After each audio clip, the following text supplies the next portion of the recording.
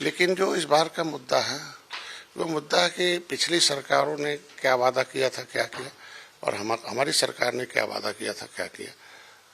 दोनों में बहुत अंतर है कि मोदी जी की जो गारंटी है, योगी जी का जो मोदी जी के नेतृत्व में जो सरकार चल रही, योगी जी ने जो काम किया उत्तर प्रदेश को सर्वोत्तम प्रदेश बनाने में, ये प्रमुख मुद्दा विकास का है, प्रमुख मुद्दा उनका सुरक्षा का, प्रमुख मुद्दा सबके साथ बिना भेदभाव को हम सभी लोगों को विकास की मुख्यधारा में लाने का जो प्रयास है,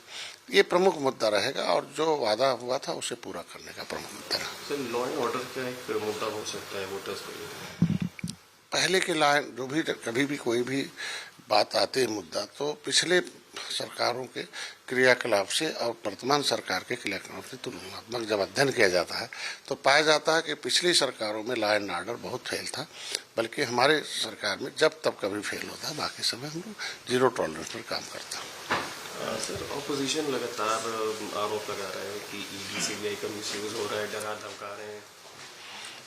देखिए, उनका जो आरोप है वो बेबुनियाद है, क्योंकि ये ईडी तब भी था, तब इन लोगों के संरक्षण में था।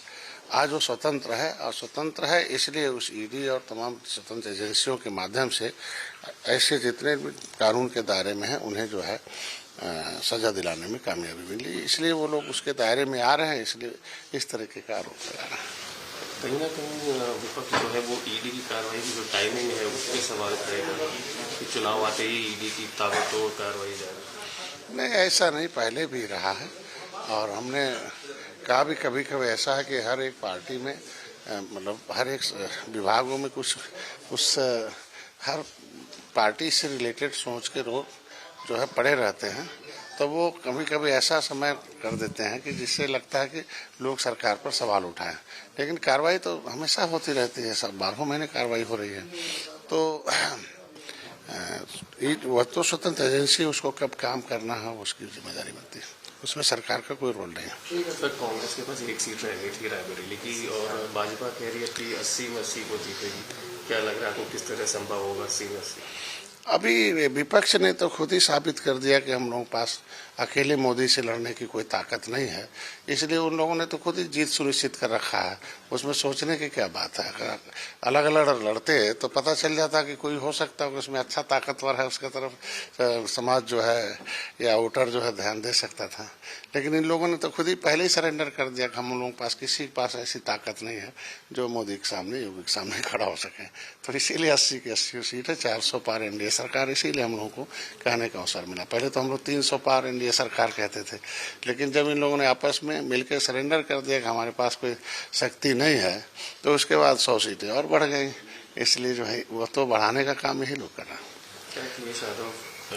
फिर से पल्लवी पटेल की नाराजगी सामने आई, डॉक्टर संजय चौहान की आई, आप भी एक टाइम के साथ थे, प्रकाश राजभर के। क्या ऐसी बात है कि धीरे धीरे सारी पार्टियां घटक दल उनका साथ छोड़ देती? मैंने तो बहुत पहले कहा ना कि जब तक माननीय मुलायम सिंह थे तब तक, क्योंकि किसी भी पार्टी का नेतृत्व उसकी विचारधारा को स्थापित करने का काम जो पार्टी का निर्माण करता है उसके नेतृत्वकर्ता करते हैं, या एक समिति होती है कि उसके न रहने पर वो समिति उसको निर्धारित करे। जैसा भारतीय जनता पार्टी इस समय समिति है, तो जो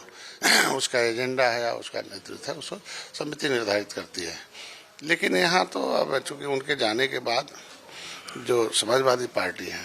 अब वो जो मैंने बता नहीं, एक ही भाषा में बोलता हूँ, पहले अखाड़े के पहलवान हुआ करते थे, वो फैसला देते थे, अब भाड़े के पहलवान आ जाते हैं, वो घुसपैठ करके जो चाहते हैं वो कराते हैं, और उसका नतीजा है कि जो जमीन पर काम करता है वो उपेक्षित महसूस करता है, इसलिए वो अलग हो जाता है। सर, इसके अलावा जैसे बात की जाए इनकी जो परिवार की सीटें थी, मुलायम सिंह, इनकी अखिलेश यादव जी की, तो फिर से इन्होंने अपने परिवार वालों को, कई लोगों को, देखिए पहले था कि जैसे हमें भी, हमारे भी बेटे चुनाव लड़ रहे हैं, तो हमारे काम करने का इनाम हमारे कार्यकर्ता और समाज देता है कि नहीं, डॉक्टर साहब इतना काम कर रहे हैं 24 घंटे, इतना बड़ा काम कर रहे हैं, इतना रिस्क भरा काम कर रहे हैं, खतरों से खेल कर इस समाज के लिए आवाज उठा रहे हैं प्रधानमंत्री, तो वो समाज एक मुश्त होके बेटे को वोट देता है कि नहीं डॉक्टर साहब के बेटे हैं, वोट दे देता है,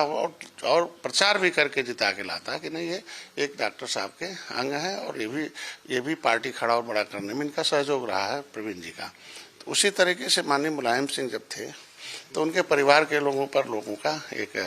लहरता था कि इनाम के स्वरूप दे दो कि माननीय मुलायम सिंह पिछड़ों के नेता रहे हैं, बहुत बड़ा काम किए हैं, कांग्रेस जैसी सरकार के खिलाफ खड़ा होकर पिछड़ों और दलितों शोषितों के लिए लड़ाई लड़ी। तो उनके पूरे परिवार को वो लोग इनाम स्वरूप लोग जीत दे देते थे। लेकिन अब ऐसा रहा नहीं है कि अब कोई परिवार के नाम पर वोट दे दे, लेकिन यह है कि पर्सनालिटी प्रोफाइल के हिसाब से और पब्लिसिटी हिसाब से, पार्टी के हिसाब से कुछ तो वोट मिल ही जाते हैं। तो ऐसे वो समय खत्म हो गया। अब इस बार का चुनाव जो है वो विकास के मुद्दे पर है, मोदी योगी के उस गारंटी के मुद्दे पर है, और जो हम लोगों ने वादा किया था उसे पूरा करने का हुआ है, और बिना भेदभाव के सभी लोगों को